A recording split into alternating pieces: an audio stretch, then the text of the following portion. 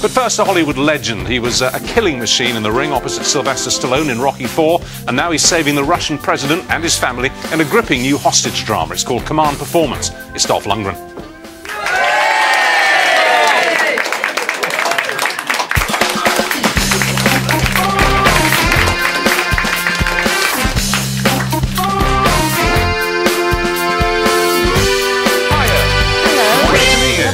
Really good to meet you. Nice to meet you. Real legend you are. Total. Please sit down. You too. Well, not quite in the same league. I like the action there as you sort of, were boxing, sparring with the cameras you came on. We'll talk about your karate and stuff because we've got a couple of treats for you later on. But I don't do any martial arts. I don't do any boxing. I can't fight. Okay.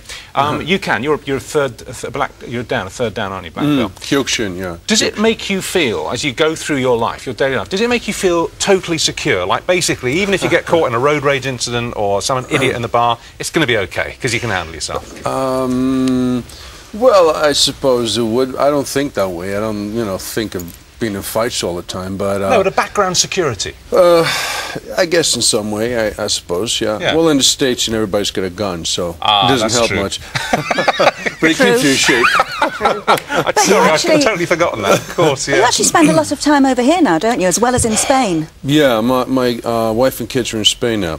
Yeah. They go to an English school there, and I'm just here now doing some editing on a picture that I directed. So I'm in London quite a bit now. Well, we'll talk about Command Performance, which sounds like a really good movie, a really good action movie, in a minute. And if you don't mind, I wouldn't mind just having a quick reference to Rocky IV, because, I mean, would you agree that that was the absolute breakthrough movie for you? That was the one that kind of, elevated you into the stratosphere? Yes, yes, sir, I believe so. Yeah, it was before that I was in a Bond picture with Mr. Roger Moore. That's right. But I played a very small role.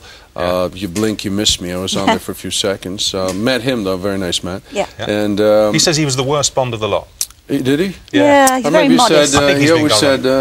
He always said, Dolph is larger than Denmark. He always said that about me.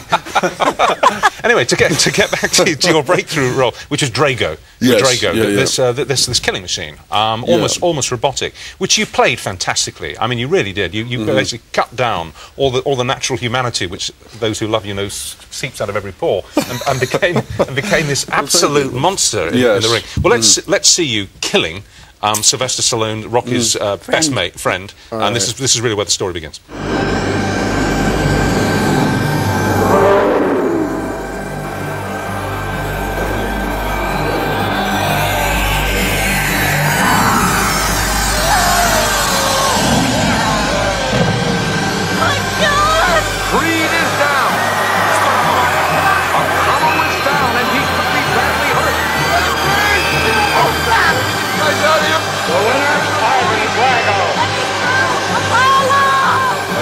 Be defeated. Okay. Somebody get a doctor in here! There is no movement by Creek. To the right over! I defeat the old man. Get out of here! It's absolute pandemonium. Stand back. You let me. You can do it. Do it. I defeat the real champion. Where's the stretcher? Somebody sent for us again. Let him breathe, for God's sake. What started out as a joke has turned out to be a disaster. Creed appears to be in very serious condition. The man died. You can make fun. If he dies, he dies.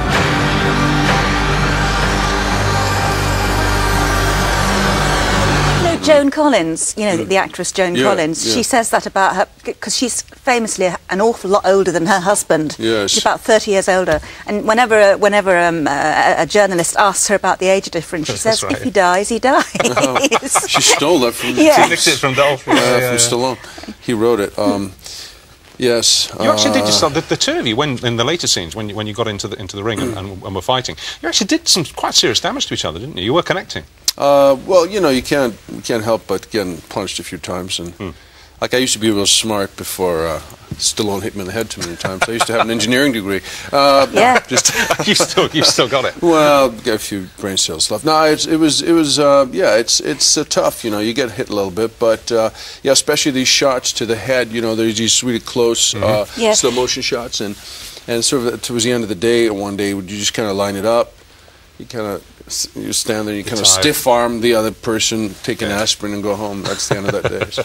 And what about this master's degree you mentioned?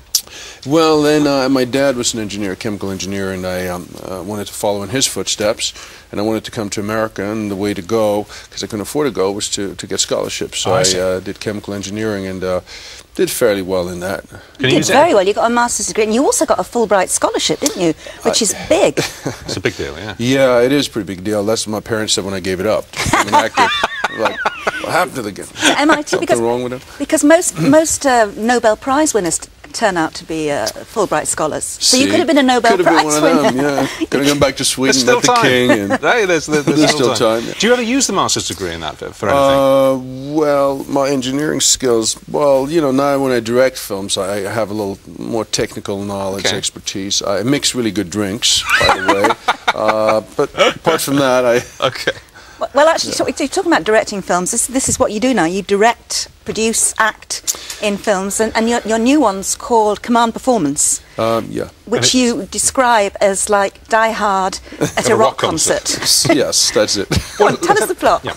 Well, the plot is, yeah, it takes place in Moscow, and the Russian president's two daughters are big fans of this Britney Spears-like young American singer, and she has a warm-up act, a sort of old-school heavy metal band, and the drummer in the band is, you know, this guy over here, and of course, it turns into hostage drama inside the arena, and the president and his daughters are taken hostage, and the band, some of them were some are killed, and some a little bit bloody, and then one of the few people alive in there and able to help out, to try to help out, is this kind of laid back drummer who. Used to be biker, he doesn't really want to fight, but he has to later in the picture become the reluctant hero, so to speak. And is it a martial arts rescue? Is that it really is part of it. No, it's more like kind of like Hell's Angels style of you know, old school kind of street fighting on my part.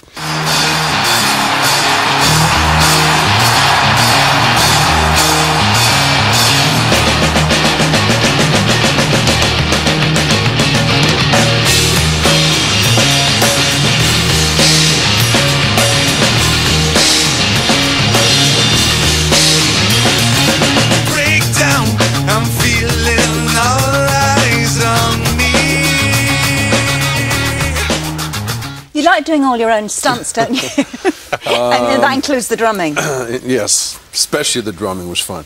Yeah, I had to practice with this band for a couple of months, and their drummer is very, very good. And of course, you know, I'm kind of like, sort of like at best an amateur, but I had to, you know, it looks pretty good in the film. I played just 2 songs in the film, so I could sort of focus on that. Do you ever become the sort of someone of your build and type? I mean, you look incredible. You look absolutely amazing. Well, I mean, you do, and you obviously have to work at that. Does that kind of make your body your prison? You know, in order to stay looking like that, I mean, you don't wake up in the morning, you know, have a cigarette, have a coffee, and you know, go back to sleep. You have to do stuff. Yeah, well, you know, you have to work at it, but you know, in terms of a career, it does. Yeah, you know. Yeah, it's a visual medium, so if you look a certain way, then obviously it's tougher to get out of that. And I think, you know, in my case, the directing kind of helps because I can tell the story and I can sort of express myself a little bit that way and, you know, sort of make my character perhaps a bit different, but still with enough action to sell the film, so. Okay. Well, as we've been saying, we all know, Dolph is a third dan in karate, so with news of a few treats he's organised, here's Robin. Well, later on, I'm going to present some fruit-based karate mayhem. But before that, I have a fantastic clip which shows that if Dolph Lundgren had been on the Titanic, the loser would have been the iceberg. Have a look at this. Oh, it's you. It's you. What? Oh. Whoa. That's solid ice. What were you? What was that? A tournament you're in? Or what was going on there? That was the world karate championships, and I did a demonstration with my instructor, Brian Fitkin. He's from England, actually. And that's not rigged. It's not the ice isn't sawn. You know. Just no, it's real. It's real, and it's yeah. You got to just go for it, basically. Yeah. Wow. Have a few drinks afterwards. Yeah. Well, that's dull the pain. Well, that's a nod to the end of the show. What have you got coming up next, Robin? Well, also, of course, Dolph is He-Man, Master of the Universe, and He-Man, Master of Chemical Engineering, which is why we're going to go outside and probably just make some things explode, you know, to learn about science. mainly make things explode. And we're going to have some stunts out there after this next break off, and then you, but we're hoping, are going to be able to explain to us actually what we just witnessed in chemical terms, yeah? We'll I'll try. put you on the rack. Okay. I'll try. Right, that's when we come back, and then it's comedy heroine Marlene from Only Fools and Horses and comedy hero Mark Gatiss. Back in a minute.